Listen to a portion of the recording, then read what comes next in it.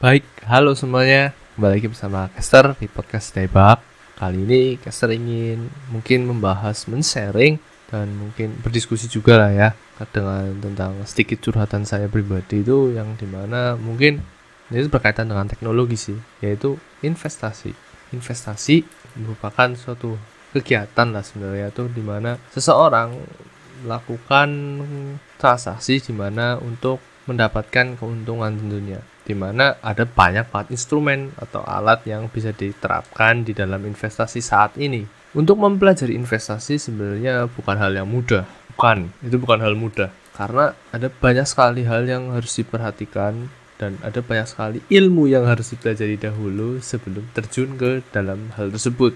Tentu jadi orang nggak bisa sembarangan gitu loh, dalam artian ya nggak bisa asal punya uang langsung turun kan, ada banyak sekali ilmunya. Dan sekarang mungkin berbagai platform media sosial itu sudah menyebarkan lah, situs-situs juga ada banyak banget referensi terkait hal ini. Nah, ini berbasis dengan sudut pandang podcast Debak ya, untuk membagikan ini terutama tips penting melakukan investasi bagi para pemula. Pemula, kenapa kita membahas pemula? Pemula itu kan orang-orang yang awam, orang-orang yang kayaknya itu masih penasaran tapi ada rasa fear yang besar atau takut yang besar, sehingga masih ya tidak itu sebenarnya hal biasa kan. Dan ya semua orang pasti seperti itu awal-awalnya terjun dalam dunia investasi.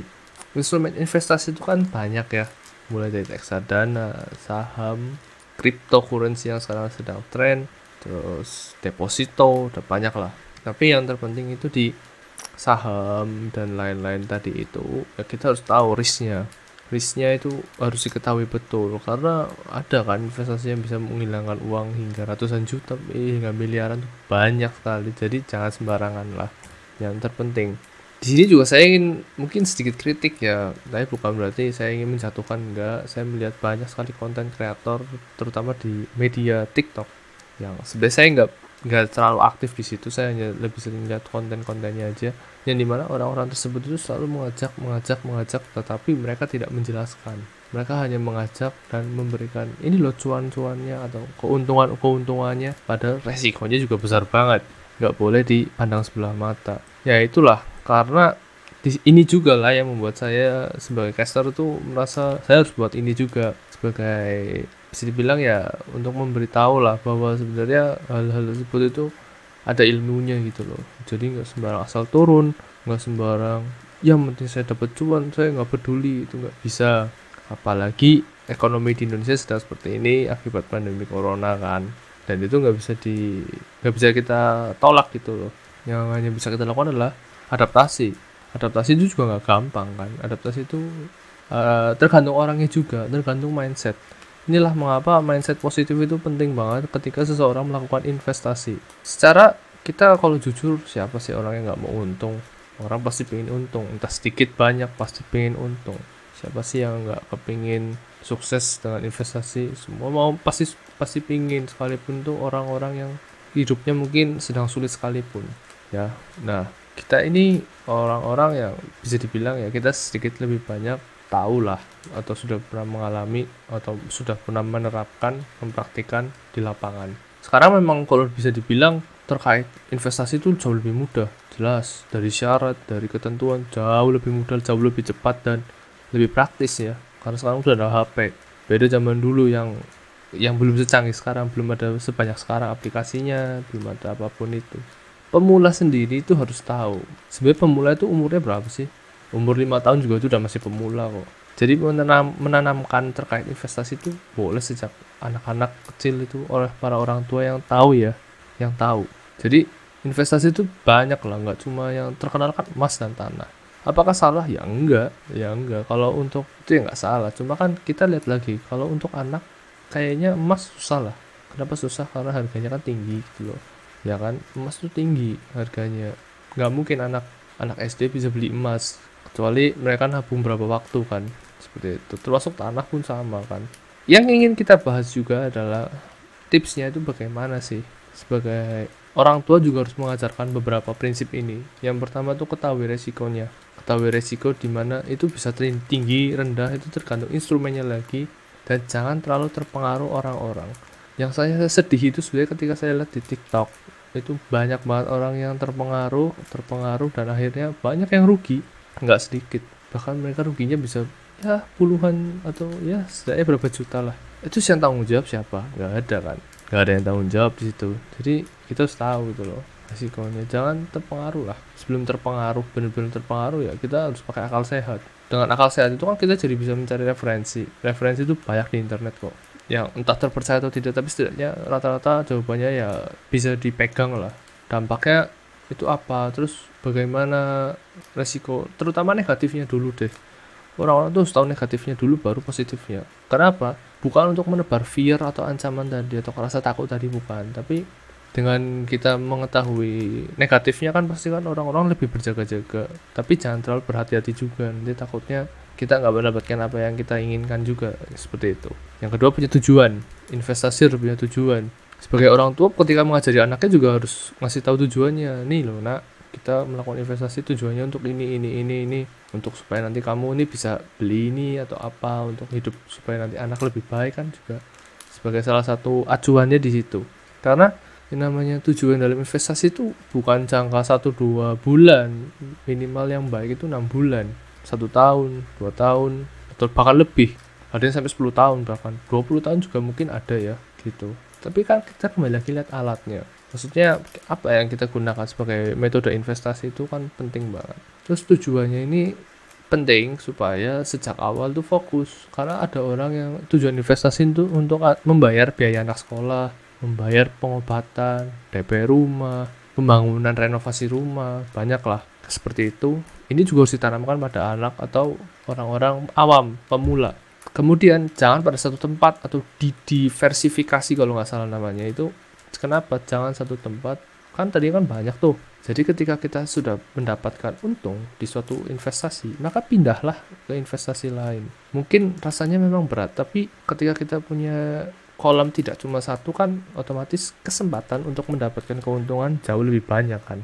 Rasanya itu, rasa amannya juga kan terbaginya juga jauh lebih, chance-nya lebih tinggi timbang hanya satu tempat. Ya kalau hilang semua, kalau enggak dapat untungnya memang besar gitu loh. Itu harus dipahami juga, karena instrumen tuh semakin lama semakin banyak kok. Apalagi kan Bank di Indonesia juga menganjurkan, mendukung hal-hal tersebut supaya masyarakatnya kan jauh lebih sukses, masyarakat jauh lebih melek dengan finansial gitu loh.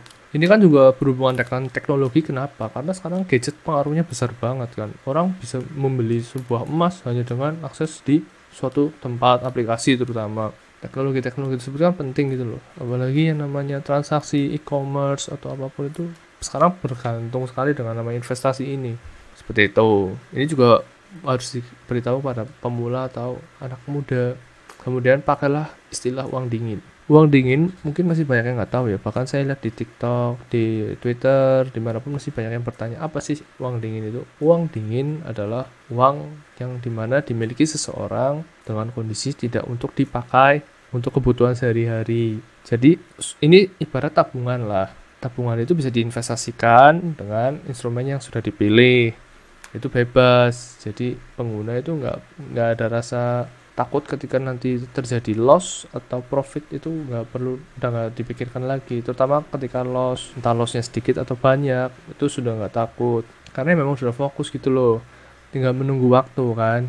Karena kesalahan paling banyak orang-orang ini memakai uang panas, atau dimana uang tersebut ya dipakai untuk kebutuhan pokok sehingga uangnya tidak bisa, ya bisa dibilang kalau rugi ya siap-siap menanggung akibat yang sangat besar gitu loh. Bahkan yang saya sedih juga itu kemarin banyak sekali kisah-kisah orang yang sampai kesulitan membayar biaya-biaya penting untuk entah rumah sakit, entah renovasi, entah apapun itu. Bahkan sampai menjual sertifikat itu sebenarnya tidak disarankan dan bahkan harus dijauhi. Inilah mengapa ketika melakukan investasi harus menggunakan kepala dingin dan mengetahui apa saja resiko-resiko yang bisa didapat. Kemudian yang terakhir, bagi para pemula, bahkan untuk orang-orang dewasa sekalipun yang sudah lama di investasi tersebut pun harus selalu belajar.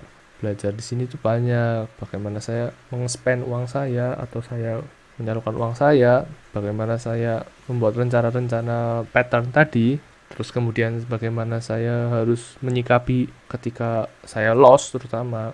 dan bagaimana ketika profit kemudian membuat trading plan atau rencana-rencana yang ada di mana supaya ya kita siap dengan hal yang terbaik dan terburuk sekalipun. Seperti itu, selalu belajar. Jangan pernah ikuti kata-kata orang-orang yang walaupun mereka sudah pernah untung besar pun jangan terlalu percaya. Pelajari dahulu. Pelajarinya jangan karena itu untung besar itu jangan, tapi pelajari bagaimana tekniknya mereka melakukan hal tersebut sebagai instrumen investasi. Dengan begitu, chance-nya, kesempatan untuk mendapatkan peluang itu jauh lebih besar dengan keuntungan. Menanamkan hal tersebut itu penting bagi terutama anak-anak yang mungkin ketika sudah SMP, SD atau SMA itu penting karena dengan begitu mentalnya juga lebih baik.